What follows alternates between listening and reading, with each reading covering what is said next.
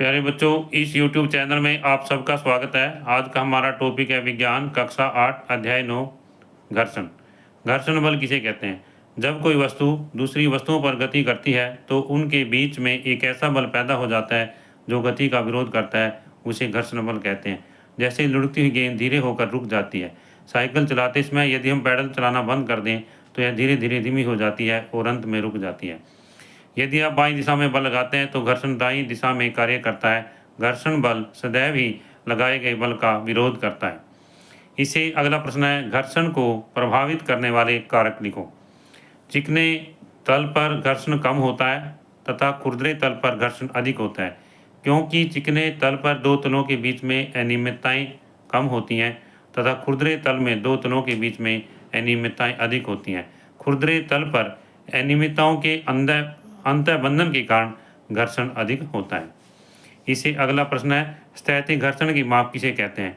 किसी रुकी हुई वस्तु को विराम से गति प्रारंभ करने की स्थिति में घर्षण पर पार पाने के लिए वस्तु पर लगाया जाने वाला बल स्थैतिक घर्षण की माप होती है।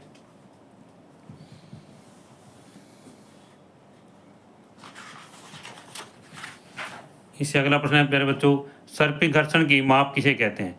किसी वस्तु को उसी चाल से गतिशील बनाए रखने के लिए आवश्यक बल उसके सर्पिल घर्षण की माप होती है। सर्पिल घर्षण स्थैतिक घर्षण से कम क्यों होता है? उदाहरण के लिए, जब एक बॉक्स सरकना प्रारंभ कर देता है तो उसके पृष्ठ के संपर्क बिंदुओं को उतना समय नहीं मिल पाता कि वे फर्श के संपर्क बिंदुओं में धंस गए। इसलिए सर्पिल घर्षण स्थैतिक घर्षण से कुछ कम होता है, क्योंकि स्थैतिक घर्षण में बक्से को गति देने के लिए अनियमितताओं पर विराम अवस्था से गति अवस्था में बल लगाना पड़ता है। इससे आगे है घर्षण हानिकारक परंतु अनिवार्य। घर्षण के लाभ। चिकने फर्श पर घर्षण न होने के कारण चलना कठिन होता है। प्यारे बच्चों, जैसा कि हमारी ये पाठ्य पुस्तक है, ये इसमें दिखाया गया है कि चिकने फर्श पर चलना कठिन होता है। परंतु देखिए, यहाँ पर ये बच्चा है, विद्यार्थी है, ये छिलका जो है फर्श पर बिखरा हुआ था और ये इसके ऊपर से स्लिप हो जाता है। उसका क्या कारण है? जो केला है उसका छिलका चिकना होता है और एकदम से घर्षण जो है खत्म हो जाता है। इस कारण उस पर जो है पैर जो है फिसल जाता है। दूसरा है, यदि घर्षण न हो तो हम पेन अथवा पेंसिल से लिख नहीं सकते। सड़क तथा वाहन के टायरों के बीच घर्षण न हो तो वाहनों को न तो गति दी जा सकती है और न ही उन्हें रोका जा सकता है। घर्षण के बिना दीवार में कील नहीं ठोक पाते। घर्षण के बिना वाहनों में ब्रेक नहीं लग पाते। घर्षण की हानियाँ। घर्षण के कारण वस्तुएं घिस जाती हैं, जैसे जूतों के सोल, बॉल बेयरिंग, मशीनों के पुर्जे इत्यादि। प्यारे बच्चों, इसमें देखिए यहाँ पर ये चप्पल जो है दिखाए गए हैं, जूते दिखाए गए हैं और इसमें इनके सोल जो है घिस जाते हैं, जैसा कि हम प्रतिदिन अपने दैनिक जीवन के अंदर देखते हैं। ये सब घर्षण के कारण होता है।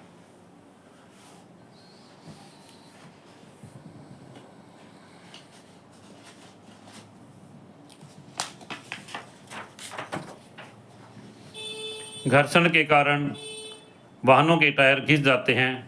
घर्षण से ऊष्मा उत्पन्न होती है, इससे विद्युत मिक्सर, पंखे आदि गर्म हो जाते हैं। घर्षण के कारण वाहनों के टायर घिस जाते हैं। घर्षण के कारण मशीनों के कल पुर्जे घिस जाते हैं। घर्षण पर काबू पाने के लिए ज़्यादा ऊष्मा खर्च होती है। इस प्रकार हम देखते हैं कि घर्षण के लिए हमारे लिए हानिकारक भी है व लाभदायक भी है, तथा हम यह कह सकते हैं कि घर्षण हानिकारक है परंतु अनिवार्य है। तो प्यारे बच्चों, जैसा कि हम देखते हैं, घर्षण को बढ़ाने के लिए, जैसे देखिए यहाँ पर ये टायर हैं, इसके जो खांचेदार बनाए जाते हैं टायर, ताकि टायर जो है स्लिप ना हो। इसी तरह से जो जूते हैं उनके बीच में भी खांचे बनाए जाते हैं ताकि उनमें स्लिपिंग ना हो।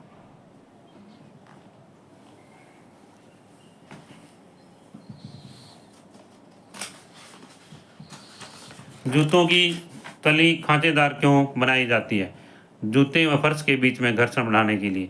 कारों, ट्रकों तथा बुलडोजरों के टायर खांचेदार क्यों बनाए जाते हैं? घर्षण को बढ़ाने के लिए, जिससे सड़क से उनकी अच्छी पकड़ हो सके। साइकिलों तथा स्वचालित वाहनों की ब्रेक प्रणालियों में ब्रेक पैडों का उपयोग क्यों किया जाता है? घर्षण के बढ़ाने के लिए।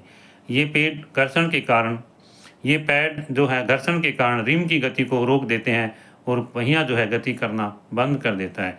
प्रश्न अगला है, कबड्डी के खिलाड़ी अपने हाथों पर मिट्टी क्यों रगड़ते हैं? इसका उत्तर है प्यारे बच्चों, घर्षण को बढ़ाने के लिए, ताकि वे अपने प्रतिद्वंदी को अच्छी तरह से पकड़ सकें। कैरम बोर्ड पर महीन पाउडर क्यों छिड़कते हैं? घर्षण कम करने के लिए। प्यारे बच्चों, यहाँ पर देखिए, ये हमारी पाठ्य पुस्तक है और इसमें ये जो बच्चे हैं ये कैरम बोर्ड पर खेल रहे हैं। जब इसमें खेलते हैं तो कई बार इस पर जो है एक महीन पाउडर छिड़का जाता है ताकि घर्षण कम हो। घर्षण कम होने से जो गिट्टी है वो अच्छी तरह से चल सकती है।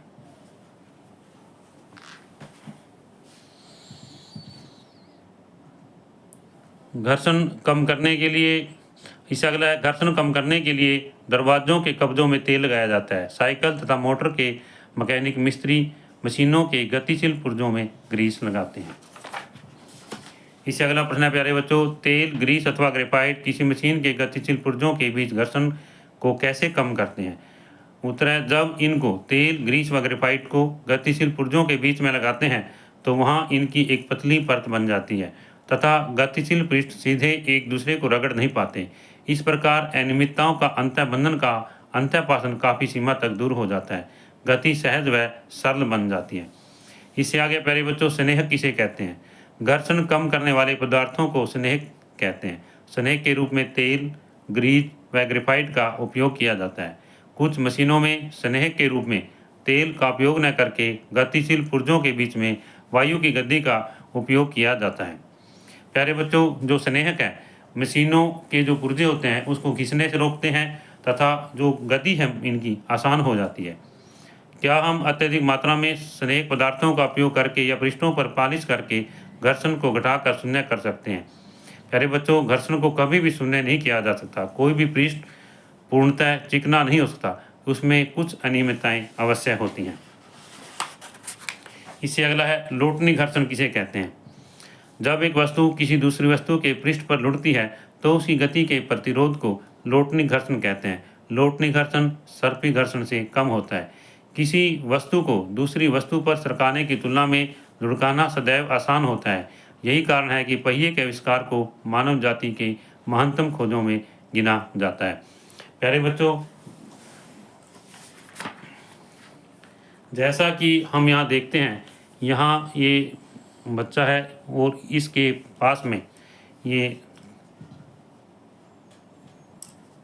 अटैची कह सकते हैं या सूटकेस है और इसके क्या पहिए लगे हुए हैं। अब ये इसको आराम से जो है लेके जा रहा है। क्यों? क्योंकि पहिए जो है लुढ़कते चले जाते हैं। और कौन सा घर्षण होता है इसमें? लोटनी घर्षण होता है।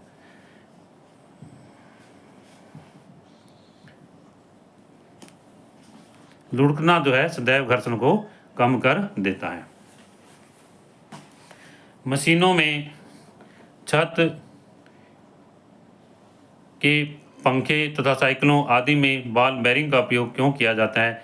इनमें बॉल बेरिंग का उपयोग करने से सर्पी घर्षण लोटनी घर्षण में बदल जाता है।